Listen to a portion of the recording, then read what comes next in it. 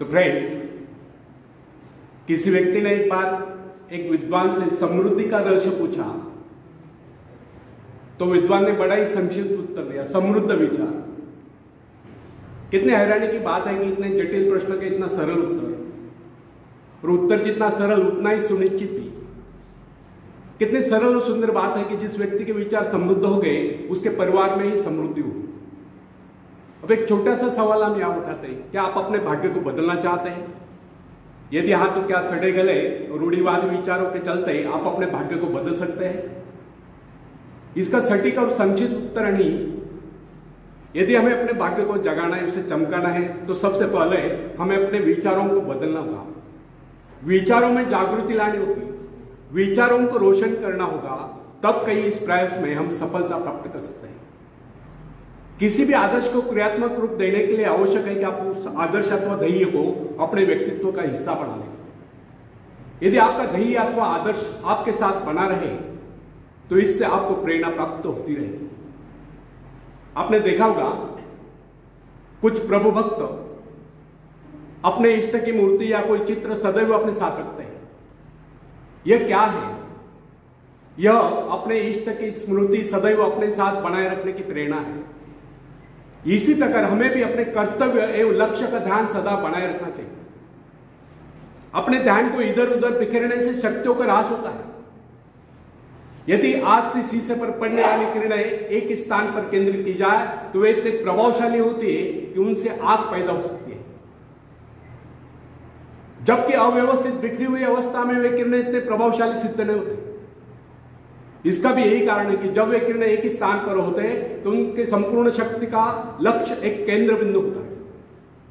Friends, लक्ष्य साधन के लिए एकाग्रता बहुत आवश्यक है। इधर उधर के अनावश्यक कार्यों में लगकर व्यक्ति अपनी क्षमताओं को नष्ट कर देता है। यदि व्यक्ति का आदर्श स्पष्ट रूप से उसके सामने बना रहे तो इससे उसे प्रेरणा प्राप्त होती रहती है। इसलिए समृद्ध बनने के लिए आवश्यक है हमारे मन में निरंतर समृद्ध बनने के विचार बने रहे। यह विचार हमें अपने आदर्श की ओर बढ़ने के लिए प्रेरित करते रहेंगे और हम सजग एवं जागरूक रहकर अपने आदर्श और लक्ष्य प्राप्ति के लिए प्रयत्नशील रहेंगे। सजग रहने से व्यक्ति कभी अवसर नहीं चुकता है। जिस कार्य की सदैव याद बनी रहती है, स्मृति बनी रहती है, जिसके विषय में व्यक्ति सोचता ही रहता है, उसको लेकर नए नए रास्ते भी उसके सामने आते रहते हैं। फ्रेंड्स, यह सृष्टि बड़े ही विशाल और अनंत है। प्रकृति के भंडार असीमित है, उनकी कोई तुलना नहीं। और प्रकृति का, निसर्ग का ऐसा भी कोई नियम नहीं कि उसके उस भंडार पर किसी एक का अधिकार हो। उस पर सबका समान अधिकार है, मगर उस खजाने को पाने के दावेदार सभी नहीं। उसे पाने के दावेदार वही लोग हैं जो उत्साही हैं, जिनमें हिम्मत है, हौसला है, जो आत्मविश्वास है, जिनमें कुछ नया करने की क्षमता है। अकर्मण्य, निरीह, मूढ़ या डरपोक या आलसी लोगों को न तो उसे पाने का अधिकार है, ना ही वे उसे पा सकते हैं। यह तो उसे मिलेगी जिसने अपने भीतर शक्ति को जान लिया। फ्रेंड्स, यदि आप इस सृष्टि का अध्ययन करेंगे तो आपको पता चलेगा कि यह सृष्टि शक्ति के सूक्ष्म सूत्रों में बंधी हुई है। इस प्रकार धीरे धीरे आप अपने हृदय की महान शक्ति की उपस्थिति को समझने लगोगे। अभाव आपको कभी हताश न कर सकेंगे, वे आपको अपने अंधकारपूर्ण जाल में फंसाने में समर्थन होंगे। हमारी संस्कृति का संदेश भी यही है कि आप अपनी व्यक्तिगत चेतना को जितना विस्तृत करेंगे, अपने आप में महान स्फूर्ति का अनुभव करते जाएंगे। पर ब्रह्म के साथ तादात्म्य स्थापित करने वाली स्फूर्तिदायक चेतना ही वास्तव में सुख है, और इस चेतना के क्षीण होने का नाम ही दुख है। यदि सुख सृष्टि से एकाकार रूप होने से उत्पन्न होता है तो दुख सृष्टि से विच्छिन्न एवं विलग होने से उत्पन्न होता है। फ्रेंड्स, जो व्यक्ति अपने को इस सृष्टि का विशाल चेतना का अंश मानकर नहीं चलता, उसे ऐसा प्रतीत होता है कि संसार में अकेला है, अनंत अस्तित्वपूर्ण समुद्र में भटकते हुई एक इकाई है। अकेलेपन का यह विचार व्यक्ति को असहाय और बेसहारा बना देता है। वो अपने अस्तित्व को क्षुद्र समझ लेता है, वो अपने आप को नितांत असहाय अनुभव करता है। इस प्रकार की परिस्थिति में ही दुख का जन्म होता है। जब जब भी व्यक्ति अपने आप को सृष्टि से अलग कर लेता है, तब तब वह दुख उठाता है। वह स्वयं को अकेला महसूस करके भयभीत होता रहता है। होगा भी क्यों नहीं? सृष्टि से नाता तोड़कर उसने स्वयं को अकेला जो कर लिया है। इसके विपरीत जिस व्यक्ति ने सृष्टि से अपना संबंध जोड़ रखा है और तारतम्य बनाया हुआ है, वह स्वयं को कभी अकेला नहीं अनुभव करता। उसे ऐसा अनुभव होता है कि प्रकृति, निसर्ग उसका सहयोग कर रहे हैं। वो अपने आप को समृद्ध अनुभव करता है, क्योंकि प्रकृति के प्रति उसका दृष्टिकोण मित्र भाव का होता है। वह विराट सत्ता का एक अंश दिखाई देता है। यही भाव व्यक्ति में शक्ति और आत्मविश्वास पैदा करता है। आत्मविश्वास क्या है?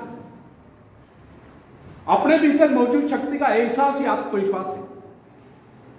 जो व्यक्ति अपने आप को सृष्टि से अलग कर लेता है, वह आत्मविश्वास से हीन रहता है।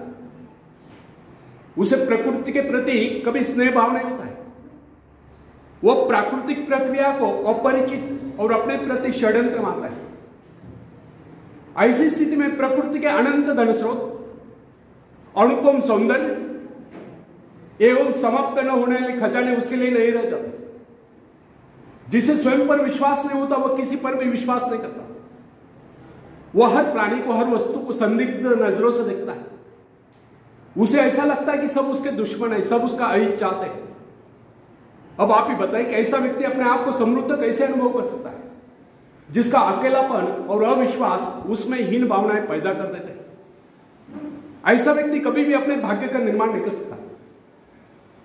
फ्रेंड्स, प्राय लोग ऐसे कहते सुने जाते हैं कि संसार की रचनाएं इस प्रकार हुई है कि यहां केवल कुछ लोग धनी और समृद्ध रह सकते हैं। शेष लोगों को अनिवार्य रूप से साधनहीन, निर्धन और दूसरों का मोहताज रहना पड़ता है। उनके विचारों में सृष्टि में सुख समृद्धि के साधन सीमित होने के कारण सभी लोग समृद्ध नहीं रह सकते। उनका यह कहना है कि यह संसार एक प्रतिद्वंदिता, स्पर्धा है, और जो उसमें सफल हो जाता है वही सुखों का उपभोग कर सकता है। शेष लोगों के भाग्य में दुख और कष्ट लिखे। परंतु हमारा यह कहना है कि इन लोगों के ऐसे विचार अनुभवहीनता और अज्ञानता के कारण है। प्रकृति ने तो अपने भंडार सभी के लिए खोल रखे। आप ऐसा क्यों सोचते कि आप भाग्यहीन है और भाग्यहीन ही रहो? इस प्रकार की मिथ्या धारणा का आधार यह हुआ, जब प्रभु ने इस सृष्टि की रचना की तो मनुष्य के लिए इतने साधन नहीं जुटाए। परंतु ऐसा सोचना कदापि उचित नहीं। वस्तुतः प्रभु ने इस सृष्टि को अत्यंत संपन्न और सब प्रकार से पूर्ण बनाया है। मनुष्य की आवश्यकताओं की पूर्ति के सभी पदार्थ इस धरती पर उपलब्ध है। यदि कोई इस नीति का प्रयोग नहीं कर पाता तो इसमें उस सृष्टि निर्माता का क्या दोष? विधाता ने तो अपनी रचना संपूर्ण बनाई है। यदि कोई उसे ग्रहण करने में असमर्थ है, आनाकानी करता है, आलस्य में पड़ा रहता है, तो वह जगन्यता क्या कर सकता है? फ्रेंड्स, कहावत प्रसिद्ध है, आप घोड़े को पानी तक ले जा सकते हैं या पानी लाकर घोड़े के सामने रख तो सकते हैं, परंतु उसे पीने के लिए विवश नहीं कर सकते। यदि घोड़े को प्यास लगे है तो पानी पीकर प्यास तो उसे शांत करनी होगी। अपनी गर्दन को झुकाकर पानी में मोह तो उसे डालना होगा। प्रकृति को दोषी ठहराने में और वास्तविकता में कितनी भिन्नता है, इसकी एक बात, एक उदाहरण देखिए। अन्न जीवन की सबसे आवश्यक वस्तु है। शरीर रूपी भट्टी के लिए वह ईंधन का काम करता है। संसार में निर्धनों की प्रमुख समस्या दो की रोटी है। कुछ लोगों का यह कहना है कि अन्न की कमी है, क्योंकि धरती उतनी उपजाऊ नहीं, खेती के लिए इतने साधन नहीं, समय नहीं। परंतु यह धारणा निर्मूल है, क्योंकि कृषि विशेषज्ञों का यह कहना है कि आज भी विश्व में बहुत सी भूमि बिना जुटी पड़ी है। यह भूमि अत्यधिक उपजाऊ है, क्योंकि अभी तक इस भूमि में खेती नहीं हुई, इसलिए इसके प्राकृतिक उर्वरा तत्व अर्थात नैसर्गिक सुपीकता अभी तक उसमें सुरक्षित है। इन ऋषि विशेषज्ञों का इन कृषि विशेषज्ञों का तो यह भी कहना है, अगर इस सारी भूमि का सही ढंग से उपयोग किया जाए तो अन्न की कुल उपज 2 गुना नहीं तो कम से कम 1.5 गुना अवश्य हो जाए। फ्रेंड्स, व्यक्ति के जीवन की बात छोड़िए, सभ्यता के इतिहास का अध्ययन करने पर आपको यह मालूम हो जाएगा कि प्राचीन काल में लोग अपने घरों को प्रकाशित करने के लिए चर्बी का प्रयोग किया करते थे। आप यह भी जानते होंगे कि यह चर्बी हवेल मछलियों के शरीर से निकाली जाती थी। एक दिन लोगों को ज्ञात हुआ कि हवेल मछलियों की कमी पड़ गई। ऐसी स्थिति में चर्बी का भयंकर संकट उपस्थित हुआ, परंतु आवश्यकता ही आविष्कार की जननी है, शोध की जननी है। उसी के साथ साथ मिट्टी के तेल का भी आविष्कार हुआ। अब कुछ दिन पहले वैज्ञानिकों ने घोषित कर दिया कि मिट्टी के तेल की मात्रा भी सीमित है और इस बात की पूरी संभावना है कि कुछ वर्षों में मिट्टी के तेल के कुएं सूख जाएंगे। इससे लोग एक बार फिर चिंतित हो उठे, क्योंकि उस काल में शक्ति का साधन तेल ही था, जिससे कल कारखाने और अन्य अनेक प्रकार के वाहन चलते थे। लेकिन अगले क्षणों में वैज्ञानिकों ने इस प्रकार की घोषणा कर दी कि अणुशक्ति का प्रयोग प्रतिदिन की आवश्यकताएं पूरी करने के लिए किया जा सकता है। इसके साथ ही जल विद्युत का निरंतर बढ़ता हुआ प्रचार भी मानव की सभी आवश्यकताओं की पूर्ति करता रहेगा।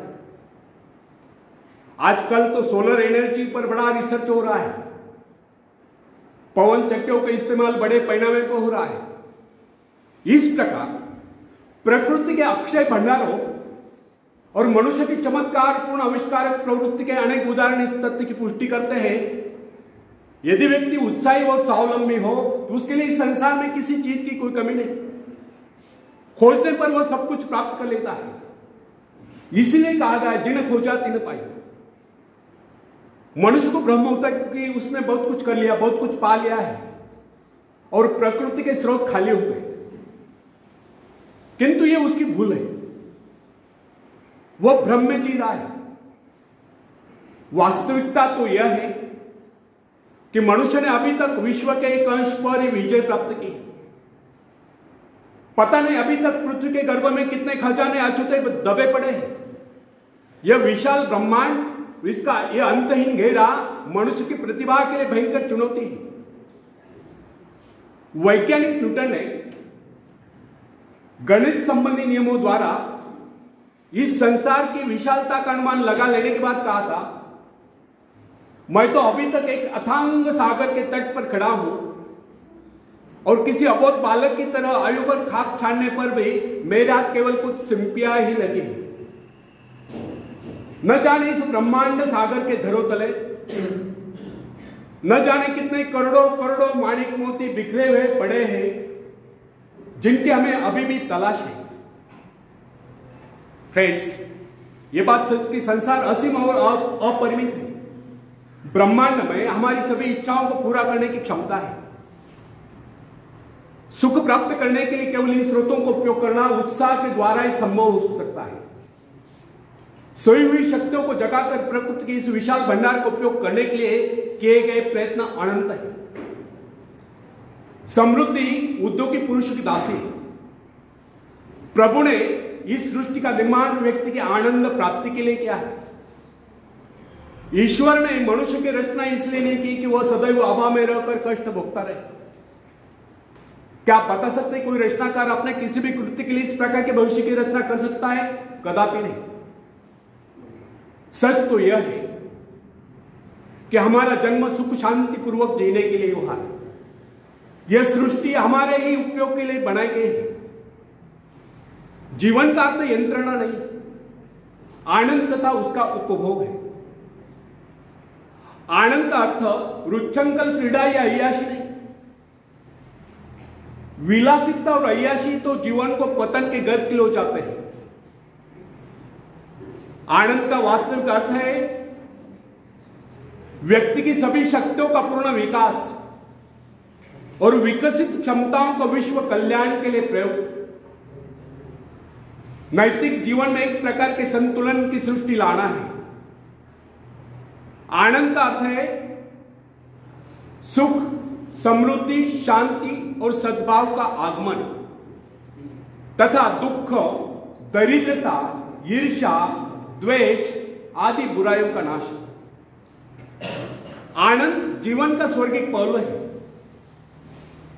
हृदय की स्वच्छता, दृढ़ता, धैर्य आदि बातें आनंद के लिए प्रारंभिक सीढ़ियां हैं। मनुष्य के जीवन में आनंद का अनुभव उस समय तक नहीं होता जब तक वो अपने मन से शंका, संदेह, ईर्ष्या, द्वेष आदि बुराइयों को दूर नहीं कर देता। भय और शंका जीवन रूपी गंगा में विष खोल देते हैं।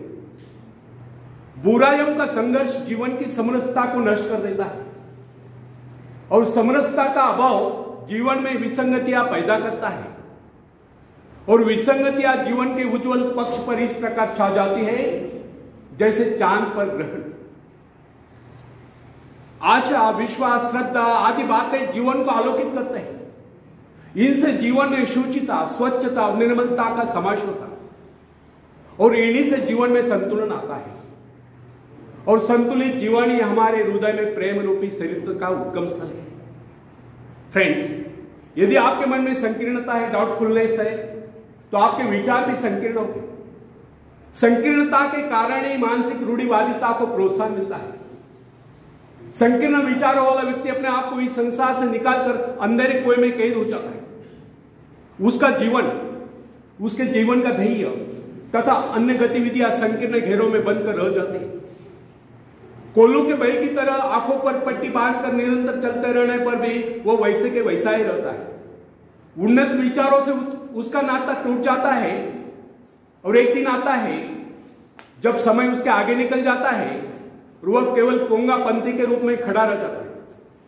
इसलिए फ्रेंड्स, हम अपने विचारों की समृद्धि पर जोर देते हैं, भीतरी शक्तियों की जागृति पर जोर देते हैं। दुनिया में सब कुछ है और वह सब आपके लिए है, किंतु आप उठे तो सही, उसे प्राप्त करने का प्रयास तो करें।